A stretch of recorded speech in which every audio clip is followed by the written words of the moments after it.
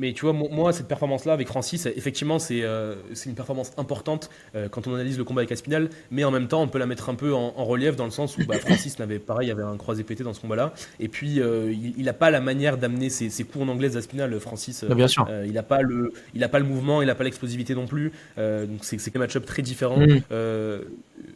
On a quand même exploré les chemins de victoire pour Gann parce que c'est Cocorico, mais il y en a quand même pas mal pour Aspinal. Aspinal peut coucher Gann au premier round. C'est un scénario qui est absolument possible. On sera tous très très tristes, mais pour moi c'est quand même quelque chose qui est largement possible. Des fois en fait les qualités physiques athlétiques dépassent les qualités techniques pour avoir un Gann.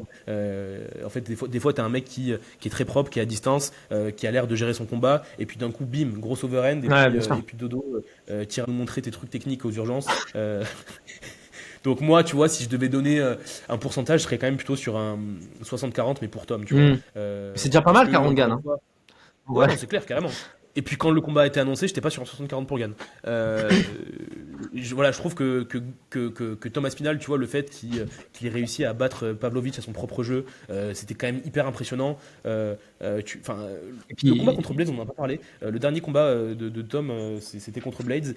Ça a duré 1 minute 30, il l'a mis KO sur un jab, mais je l'ai trouvé quand même assez brouillon sur ce combat-là. Je sais pas si vous avez l'occasion d'aller le voir. C'est un combat qui est assez chelou. Il n'est pas aussi technique que d'habitude, Tom. Peut-être qu'il y a eu un peu de pression, un peu du champion, un peu de revenir, de reprendre le mec contre qui il avait perdu.